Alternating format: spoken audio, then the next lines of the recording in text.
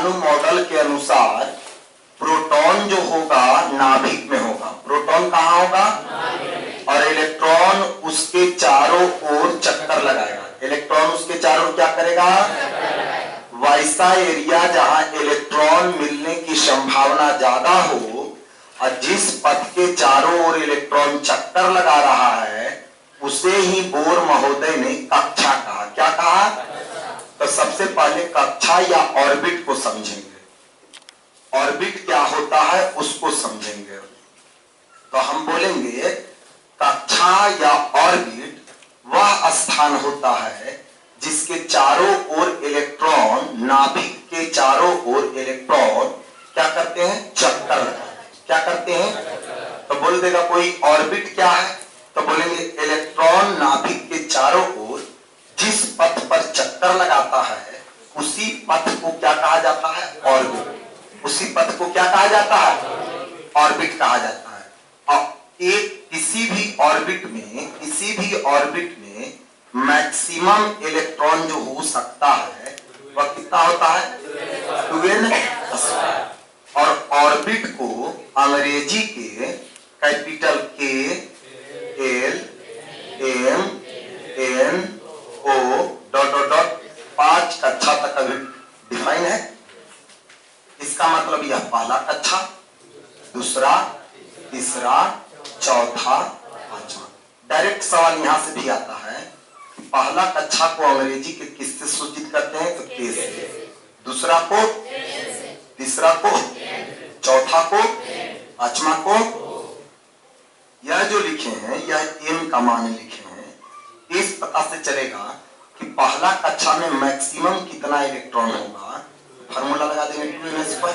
तो 2n² अगर लगा देंगे बाबू तो यहां से पता चल जाएगा कि 2n² का मतलब हो रहा है 1 का स्क्वायर करेंगे तो 2 में हो जाएगा।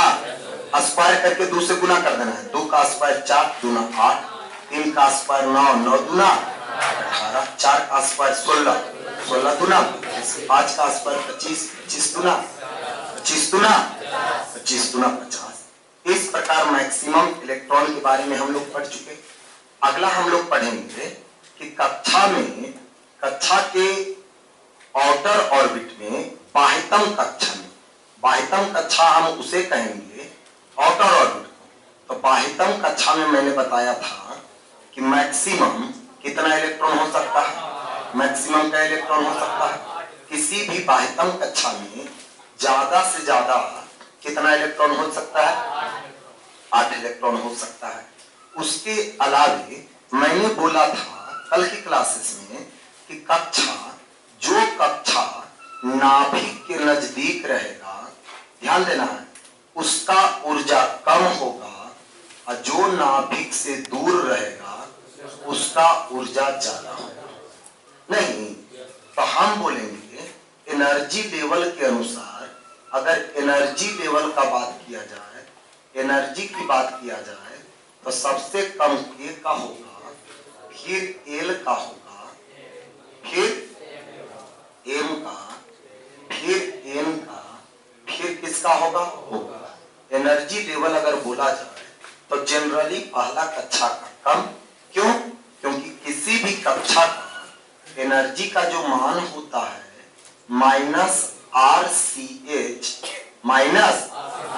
-RCH बटा n² ने n² होता है, जहां R रिडवर्ग कांस्टेंट है। R कौन कांस्टेंट? Rydberg constant, C velocity of light और H प्लैंक नियम। तीनों के बारे में कल बता चुके हैं, पैकेज में भी दिया हुआ है। यानी कि किसी भी कक्षा का ऑर्बिट का, किसी भी ऑर्बिट का जो रहेगा बाबू ऊर्जा, ऑर्बिट का जो क्या रहेगा? ऊर्जा। तो वह ऊर्जा हमेशा किस रूप में होता है? ऋणात्मक। क्योंकि फार्मूला में लगा हुआ है माइनस, तो बोलेंगे किसी भी कक्षा का जो ऊर्जा होता है वह ऊर्जा हमेशा ऋणात्मक होता है। इतना चीज मैंने कल की क्लासेस में पढ़ चुका था। फिर वैज्ञानिकों ने क्या बोला कि कक्षा को उप कक्षा में बांटा। कक्षा को क्या चीज में बांटा? कक्षा को क्या चीज में? उप कक्षा कक्षा में बांटा, जिसे अंग्रेजी में कहा जाता है सबसे या सब ऑर्बिट। सबसे लिया सब ऑर्बिट। तो हम बोलेंगे सबसेल क्या होता है, तो हम बोलेंगे सबसेल जो होता है बाबू, वह किसी भी कक्षा में किसी भी कक्षा को उसके उपकक्षाओं में जो बांटा जाता है, वह उपकक्षा को क्या कहा जाता है, सब ऑर्बिट। और सब ऑर्बिट बांटा गया है 4 को। सब ऑर्बिट कितना होता है, सब ऑर्बिट एक एस होता है, ई होता है, डी होता है और एफ होता है। कई वो सब ऑर्बिट होता है, 4। अभी चारों का जरा सा विशेषता समझना है। ये चारों का चारों सब ऑर्बिट जो होता है बाबू, ये चारों में सबसे शुरू में नाभिक, जैसे न्यूक्लियस है, तो जो शुरू में होगा उसको एस बोलेंगे, 2 में होगा उसको पी बोलेंगे, 3 में होगा उसको डी बोलेंगे, और इस तरह से सबसे लास्ट में होगा जो क्या बोलेंगे, ए। अभी डिफाइन एफ तक हुआ है, वैज्ञानिक और उसके खोज में लगे हुए हैं। जब नए नए और तत्वों का खोज संभव हो जाएगा, तो मे भी हो सकता है कि और सब ऑर्बिट का खोज हो सकता है। तो अभी हम बोलेंगे सब ऑर्बिट कितने, अभी मुख्य रूप से 4 और कक्षा मुख्य रूप से 5। के एल एम एन ओ 1 2 3 4। कोई दिक्कत? अब कक्षा को किस में बांटा गया है, जैसे कोई गांव है तो गांव को भी मोहल्ला में बांटा जाता है ना, पूर्वी टोला, पश्चिमी टोला, बिचली टोला बांटा जाता है नहीं। उसी प्रकार कक्षा को आगे चल के उप कक्षाओं में वर्गीकृत किया गया है।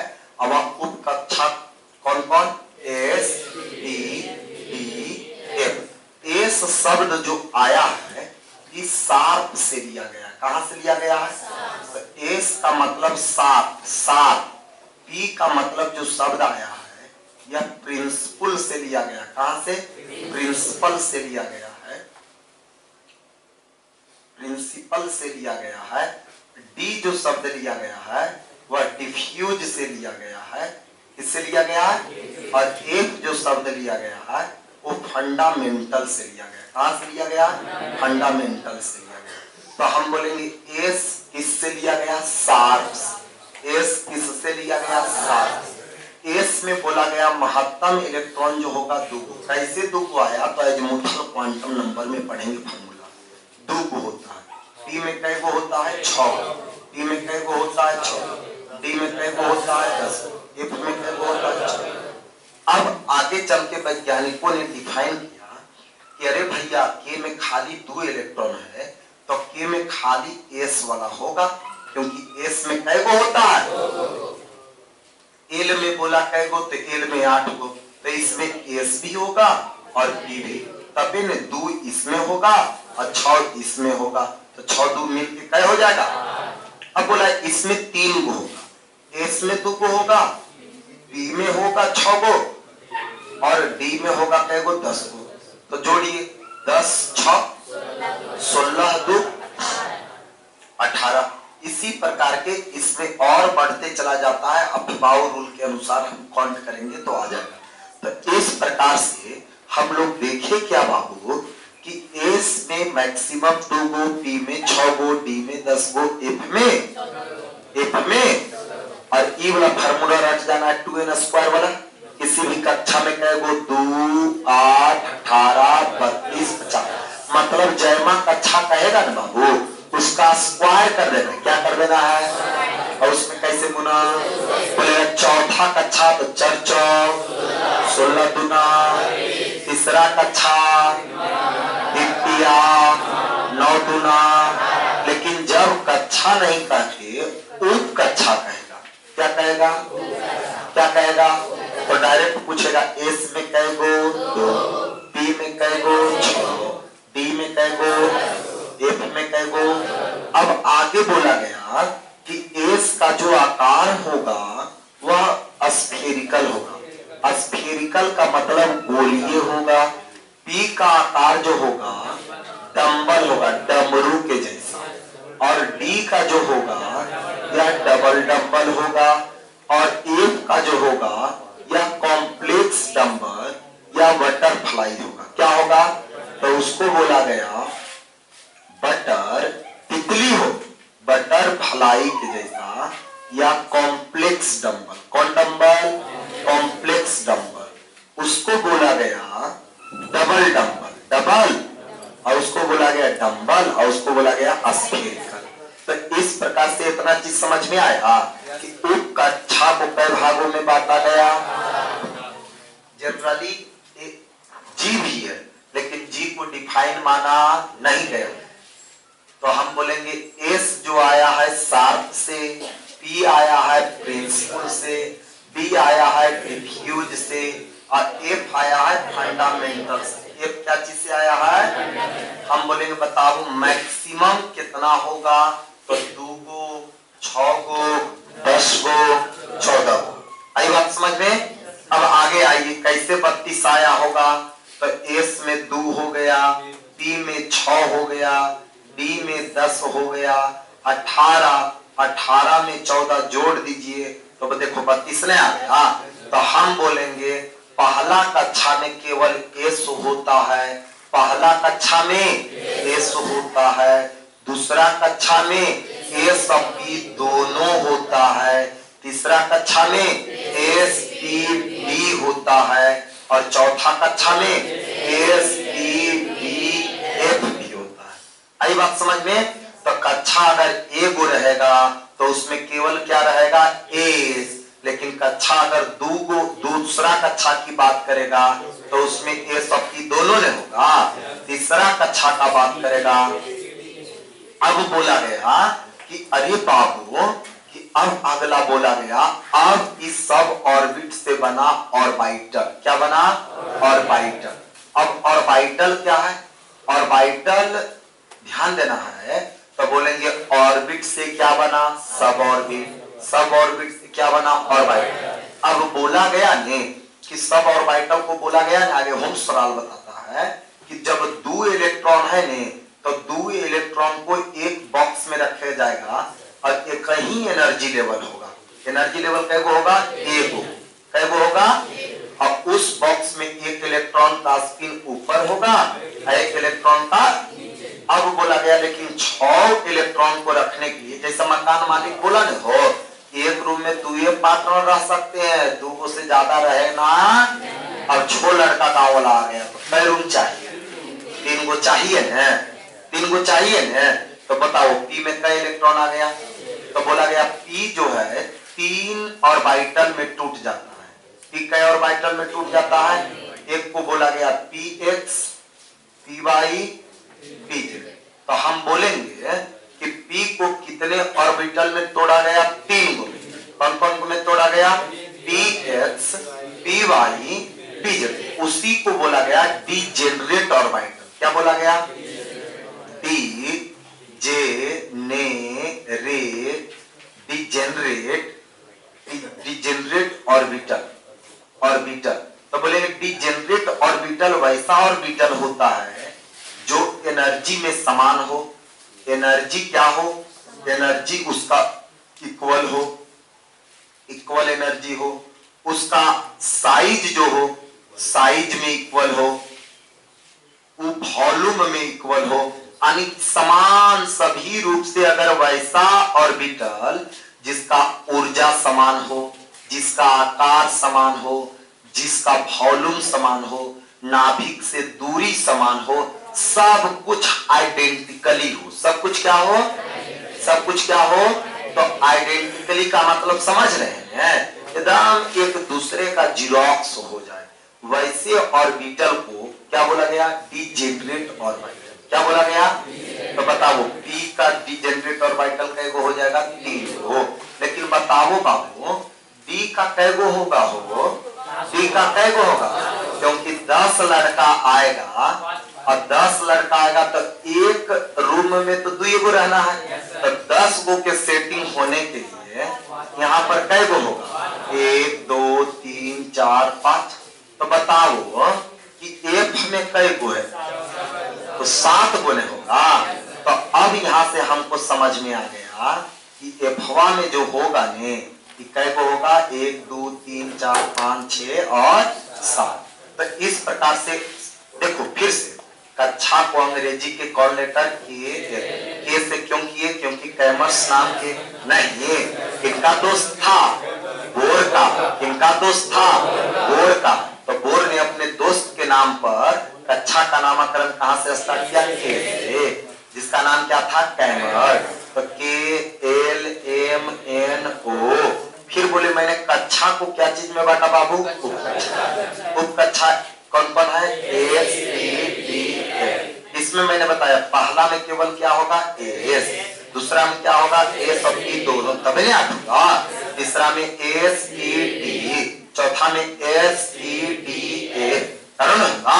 फिर मैंने क्या बोला 32 तक हो गया ना। अब उसको आगे अफवाह रूल में पढ़ेंगे, ठीक है।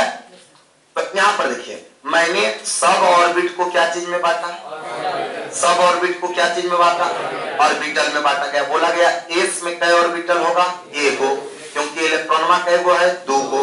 बोला कि एक बॉक्सवा में हुंड महोदय बोलेगा कि एक ऑर्बिटल में जो है दो इलेक्ट्रॉन रहेगा, दोनों का स्पिन क्या होना चाहिए, अपोजिट, दोनों का स्पिन क्या होना चाहिए। अब बताओ पी में टोटल कै इलेक्ट्रॉन 6 गो, तो कै बॉक्स चाहिए 3 गो। तो पी अपने आप को कितने उप कक्षाओं में बांट लेगा, 3 गो में। किसने में बांट लेगा, 3 गो में। 3 गो में कैसे बांटेगा, तो एक जो रहेगा ना बाबू लुप्सवा, एक शख्स के समानांतर रहेगा, तो उसको बोल देंगे एक शख्स के जो समानांतर रहेगा उसको बोल देंगे पीएक्स, और जो वाई अक्ष के समानांतर रहेगा, जैसे एगो ऐसे है, एगो इस पर लुप्स बना हुआ है तो उसको बोल दिया एक्स, एगो वाई रेखा पर बना हुआ है तो उसको बोल दिया वाई, और एगो खड़ा बना हुआ है, हम बोर्डवा पर दुए को नहीं लिख सकते हैं, लेकिन एगो लुप्सवा ऐसे बना हुआ है, आधा अंदर भीतरे गया है, आधा बाहर निकल है, तो कै गो हो गया, 3 गो हो गया। एगो एक्स अक्ष पर, एगो वाई अक्ष पर, और जेड का मतलब जो लाइन बाहर बोर्ड से निकलेगा उसी को जेड बोलेंगे। तो बताओ कि पी को कै भागों में बांट दिया, 3 भागों। कौन कौन बांटा, PX, PY, PZ। उसी को बोला गया डीजेनरेट ऑर्बिटल। कौन, डीजेनरेट, समान ऊर्जा उपकक्षीय भाग, समान ऊर्जा वाला। तो समान ऊर्जा एनर्जी क्या होगा, इक्वल, साइज क्या होगा, इक्वल, वॉल्यूम क्या होगा, इक्वल, उसका रेडियस का मान, दूरी क्या होगा नाभिक से, इक्वल, सब कुछ इक्वल होगा, एक कोई चीज डिफरेंट नहीं होगा। उसी को बोला गया डीजेनरेट ऑर्बिटल। क्या बोला गया, क्या बोला गया, डीजेनरेट ऑर्बिटल, डीजेनरेट ऑर्बिटल। तो यहां तक समझ में आ गया कि हम देखे इलेक्ट्रॉन कहां रह रहा है, तो इलेक्ट्रॉन सबसे पहले कहां आया, तो इलेक्ट्रॉन आया कक्षा में, कक्षा के बाद उप कक्षा के बाद, अब ऑर्बिटल के बाद हमको पता चला कि एक ऑर्बिटल में 2 इलेक्ट्रॉन है, एक वो ऊपर है क्लॉकवाइज और एक वो anti clockwise, anti clockwise, clockwise. तो जिसका स्पिनमा ऊपर रहेगा उसका spin quantum number plus half होगा, और जिसका नीचे रहेगा उसका spin quantum number minus half होगा। अब जो स्पिन को बता रहा है वह हो गया स्पिन क्वांटम नंबर, जो ऑर्बिटल को बताया ई हो गया मैग्नेटिक क्वांटम नंबर, जो कक्षा को बताया ई हो गया एजीमुथल क्वांटम नंबर, और जो कक्षा को बताया ये हो गया प्रिंसिपल क्वांटम नंबर, हो गया क्वांटम नंबर। अब कोई भी इलेक्ट्रॉन को करेक्ट पोजीशन ज्ञात करने के लिए सबसे पहले हम कहा जाएंगे, कक्षा में, कक्षा के बाद कहा जाएंगे, उप कक्षा के बाद कहा जाएंगे, और ऑर्बिटल पहुंच गए तो एक ऑर्बिटल में कई इलेक्ट्रॉन, तो बोले अरे भैया कौन वाला, ऊपर वाला कि नीचे वाला, तो पता चला नहीं हो ऊपर वाला, तो पकड़ लिए, तो करेक्ट पोजीशन आ गया कि नहीं। तो क्वांटम नंबर क्या है, अब एक थ्योरी आया, इतना समझ अगर गए होंगे तो एक थ्योरी आया कि क्वांटम नंबर जो है, यह क्वांटम नंबर क्या है, तो बोलेंगे फुल एड्रेस ऑफ इलेक्ट्रॉन, कि कौन इलेक्ट्रॉन कहां पर घूम रहा है, कैसे कैसे घूम रहा है, उसके करेक्ट पोजीशन को जो बता दे, उसके करेक्ट पोजीशन को जो बता दे, वही करेक्ट पोजीशन को बताने वाला जो संख्या है उसी को कौन नंबर कहा जाता है? Quantum number. क्या कहा जाता है? क्या कहा जाता है? खाली समझना। कोई आपसे पूछ देगा ने कि बताइए, जैसे हम बोलेंगे आपका आधार कार्ड आपके एड्रेस का द्योतक है। अगर आपका आधार कार्ड मेरे पास आ गया तो आपके घर में हम चिट्ठी भेजा सकते हैं कि नहीं? लेकिन खाली बोल दीजिए कि हम फलाना गांव के हैं तो चिट्ठी चल जाएगा। हो, पिता के नाम चाहिए, चाहिए ने, चाहिए ने, पिन कोड चाहिए। जब तक वो सब चीजें नहीं रहेगी, जब तक चिट्ठी पहुंच पाएगा, तो हम बोलेंगे कि जिस पर हमारा एड्रेस आधार कार्ड से मिल जाता है, उसी प्रकार इलेक्ट्रॉनमा के एड्रेस किससे मिल जाएगा? क्वांटम नंबर से। क्वांटम नंबर हमको बता देगा कक्षा के बारे में, क्वांटम नंबर बता देगा उप कक्षा के बारे में, क्वांटम नंबर बता देगा ऑर्बिटल के बारे में, और क्वांटम नंबर बता देगा स्पिन के बारे में। किसके बारे में? ये चारों चीज अगर हमको पता चल गया तो फिर हमको इलेक्ट्रॉन के पास पहुंच जाना, इलेक्ट्रॉन को कहीं पर भी खोज लेना एक आसान कार्य हो जाएगा। तो पहला सवाल आया कि आखिर क्वांटम नंबर क्या है? तो किसी भी परमाणु के संरचना को अच्छी तरीके से समझने के लिए, उसके इलेक्ट्रॉनों को स्थिति को व्यक्त करने के लिए हम जिन कॉन्सेप्टों को इस्तेमाल करते हैं वही क्या कहलाता है? क्वांटम। जो मुख्यतः कई प्रकार के? चार प्रकार। मुख्यतः कई प्रकार के? कौन कौन बाबू? चार प्रकार के। तो हम लोग पढ़ेंगे principal quantum number, principal quantum number, दूसरा एजमुथल क्वांटम नंबर, तीसरा magnetic quantum number, magnetic quantum number, और चौथा स्पिन क्वांटम नंबर। तो बोलिए क्वांटम नंबर कई प्रकार के? अब चारों प्रकार के बारे में ये चार प्रकार में से तीन जो क्वांटम नंबर है, principal quantum number, azimuthal quantum number और magnetic quantum number, Schrodinger equation से आया। कहां से आया? सोलिडेंगर इक्वेशन से आया है। ये तीनों सोलिडेंगर इक्वेशन से आया है। सोलिडेंगर इक्वेशन से इसका निर्माण किया गया है। और जबकि स्पिन क्वांटम नंबर को डिरे इक्वेशन से निकाला गया। किससे निकाला गया है? तो यहाँ पर जरा सा पढ़ रहे हैं, जरा सा एक पॉइंट और जानते हैं कि शुरू में कई क्वांटम नंबर खोजा गया था? तीन। शुरू में कई क्वांटम नंबर खोजा गया था? तीन। कौन कौन quantum number? Principal, azimuthal, magnetic. यह तीनों का निकाला गया कौन फार्मूला की सहायता से? सोलिडेंगर इक्वेशन। कौन इक्वेशन? सोलिडेंगर इक्वेशन की सहायता से निकाला गया। जबकि चौथा क्वांटम नंबर को डिरे इक्वेशन, डिरे और सोलिडेंगर क्या है? तो बहुत बड़े साइंटिस्ट थे वेव के बारे में, तरंगों का अध्ययन करने के बारे में, कि कोई भी चीजों से जो रेडिएशन होता है उसके बारे में, और वह कक्षाओं पर बहुत लंबा विस्तृत उन्होंने चर्चाएं किए। तो उन्होंने यह तीन क्वांटम नंबर सोलिडेंगर वेव इक्वेशन से आता है, और चौथा क्वांटम नंबर कौन आता है? डिरे इक्वेशन। तो हम बोलेंगे सबसे लास्ट में किस इलेक्ट्रॉन का खोज हुआ? Spin quantum number. और तीन इलेक्ट्रॉन कौन कौन? प्रिंसिपल क्वांटम नंबर, एजमुथल और मैग्नेटिक। यह तीनों का उत्पत्ति कहां से हुआ? सोलिडेंगर इक्वेशन। कौन इक्वेशन से? कौन इक्वेशन से? कौन इक्वेशन से? कौन इक्वेशन से? सोलिडेंगर इक्वेशन से। आई बात समझ में? कोई दिक्कत बाबू? बढ़े आगे? चल उसको मिटाएं, मिटाएं। चल देखते हैं अब आगे की। यह इतना चीज आपको समझना था। अगर आप हकीकत में समझना चाहते हैं जी,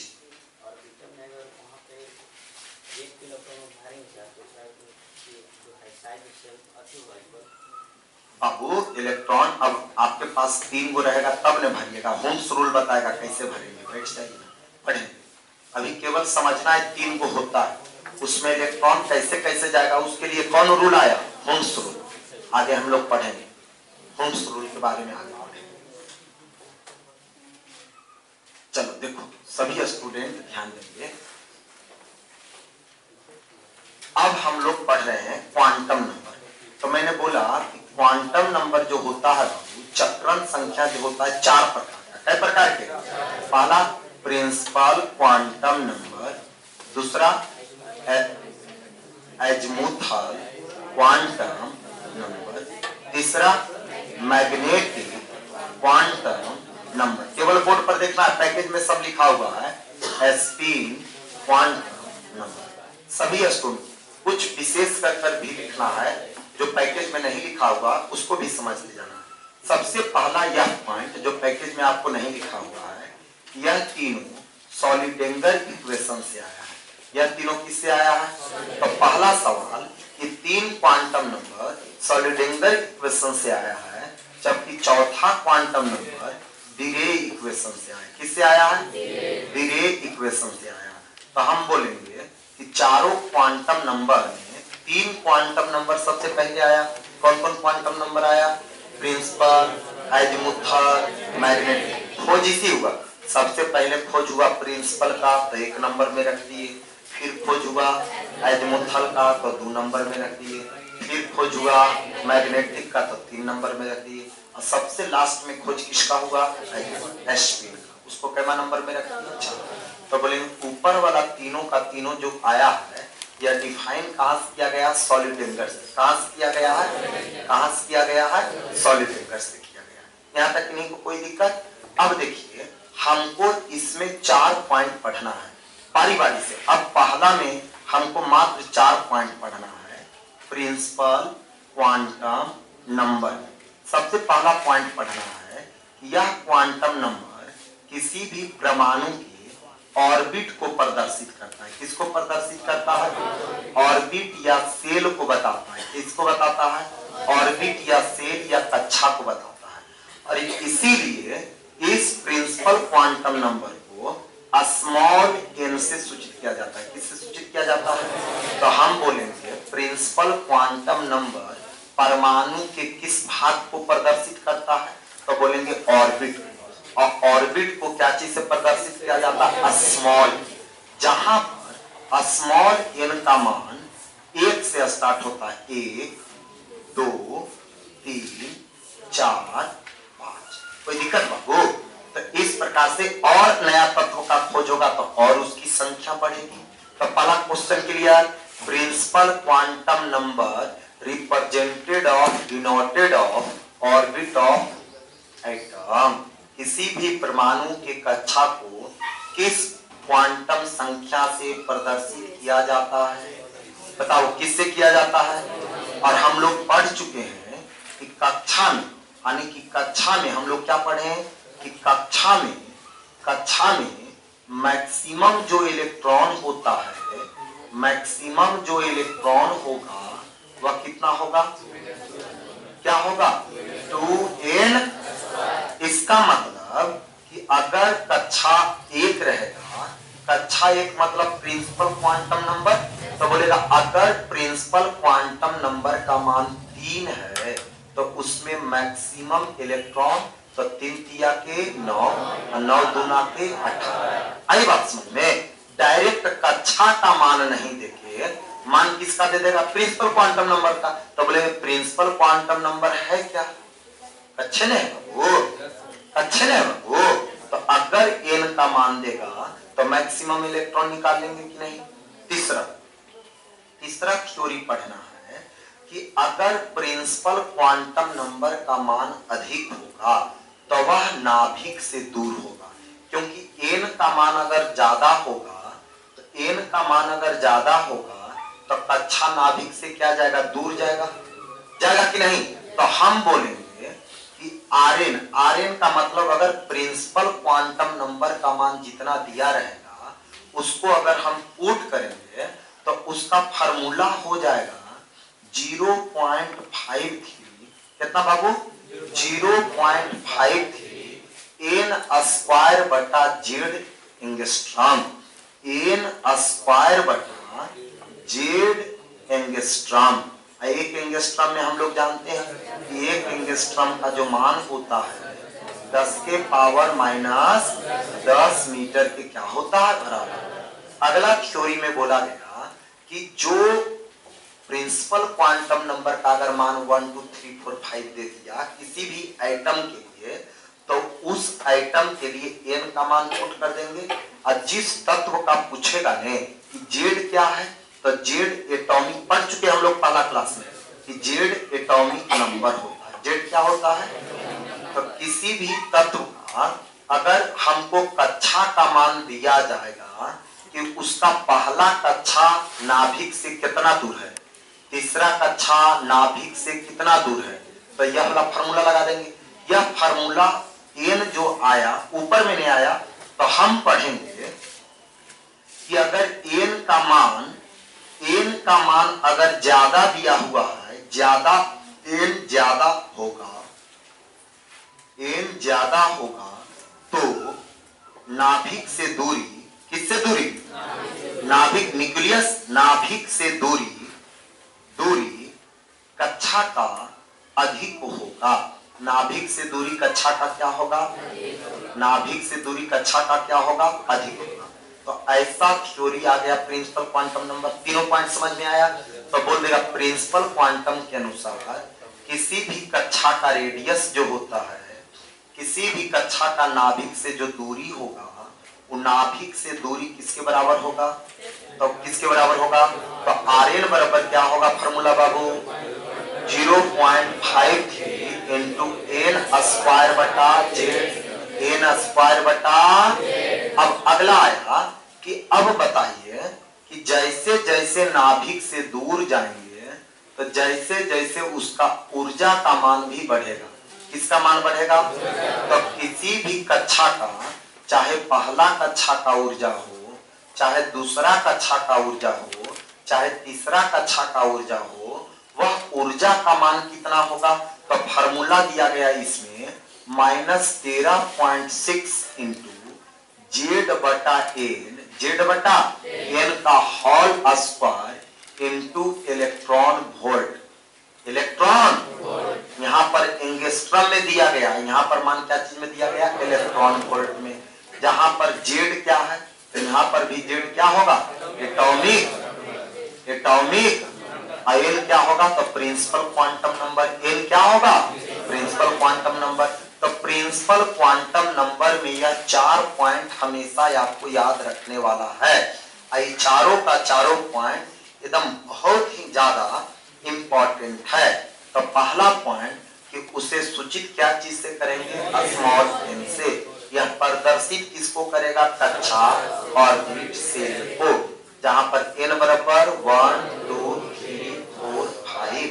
मैक्सिमम इलेक्ट्रॉन पूछेगा तो 2n स्क्वायर। बोलेंगे Rn का मान मतलब R1 R2 R3। बोलेंगे नाभिक से तीसरा कक्षा का दूरी सोडियम का, नाभिक से तीसरा कक्षा का दूरी सोडियम, तो n का मान क्या पुट करेंगे? 3। और सोडियम का एटॉमिक नंबर 11, तो 11 पुट कर देंगे हो। अब आगे बोलेगा कि बताइए कैल्शियम का पांचवा कक्षा का ऊर्जा क्या होगा? तो कैल्शियम का पांचवा कक्षा का निकालना है, तो यहाँ पर n का मान तो 5 पुट कर देंगे, और कैल्शियम का एटॉमिक नंबर होता है 20 में, तो 20 बटा 5, 20 बटा 5 को काट देंगे तो 4 होगा ना हो, और 4 चौक, और 16 को इतना से गुना कर देंगे तो बताओ कैल्शियम के पांचवा कक्षा का ऊर्जा नहीं निकल जाएगा? निकलेगा कि नहीं बाबू? निकलेगा ना हो। तो इस प्रकार से हम पढ़े क्वांटम, प्रिंसिपल क्वांटम नंबर का क्या विशेषता? चारों कंठा सुगा। दोनों फार्मूला को एकदम भी आई है कि दोनों फार्मूला एकदम रट जाना है। कौन कौन? Rn वाला। तो Rn बराबर कितना? 0.53। इससे स्पष्ट हो गया कि ऑलवेज क्योंकि यह स्क्वायर फंक्शन है, इसका मान तो कभी ऋणात्मक हो नहीं सकता। तो इससे सिद्ध हो गया ऑलवेज कि किसी भी ऑर्बिट का जो एनर्जी होगा, वह एनर्जी हमेशा क्या चीज में होगा? ऋणात्मक। यह कई बार आ चुका है। कक्षा का ऊर्जा हमेशा क्या होता है? ऋणात्मक। हमेशा क्या होता है? क्यों? क्योंकि फार्मूला है n बराबर -13.6 और जेड बटा n का होल अब होल स्क्वायर में अगर माइनस का मान भी पुट करेंगे तो पल से नहीं हो, और जेड कभी परमाणु संख्या माइनस में आ सकता है और एल का मान कभी माइनस में आ सकता है। इससे सिद्ध हो गया किसी भी ऊर्जा का, किसी भी कक्षा का ऊर्जा ऑलवेज क्या होता है, नेगेटिव। आशा करते हैं कि प्रिंसिपल क्वांटम नंबर का कॉन्सेप्ट क्लियर हो गया होगा। क्लियर हुआ बाबू? तो प्रिंसिपल क्वांटम नंबर को क्या चीज से सूचित करेंगे, किसको प्रदर्शित करेगा, किसको प्रदर्शित करेगा, मैक्सिमम इलेक्ट्रॉन, मैक्सिमम इलेक्ट्रॉन नाभिक से दूरी, नाभिक से दूरी 0.53 गुना n स्क्वायर बटा जेड एंगस्ट्रॉम, 0.53 n स्क्वायर बटा जेड एंगस्ट्रॉम, जबकि किसी कक्षा का ऊर्जा -13.6 गुना जेड बटा एन का होल स्क्वायर इलेक्ट्रॉन वोल्ट। बोलो यहाँ तक नहीं को दिक्कत? जल्दी हेडिंग डालो, आई चारों पॉइंट शॉर्ट में लिखो।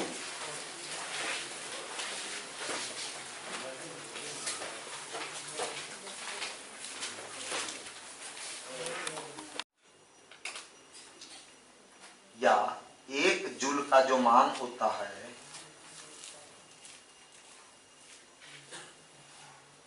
एक जूल बराबर 10 के पावर 7 अर्ग।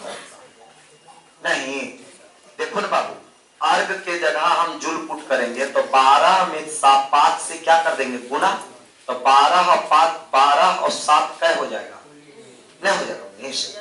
तो याद रखना कि एक इलेक्ट्रॉन वोल्ट का मान क्या होता है, तो इतना जूल होता है। एकदम VVI कई बार पॉलिटेक्निक में पूछ चुका है। यानी कि एक इलेक्ट्रॉन, देखो ना, इलेक्ट्रॉन का मतलब इलेक्ट्रॉन, तो इलेक्ट्रॉनों पर चार्ज जितना ही कूलम में था 1.6 गुना 10 के पावर -19 नहीं लिखा है।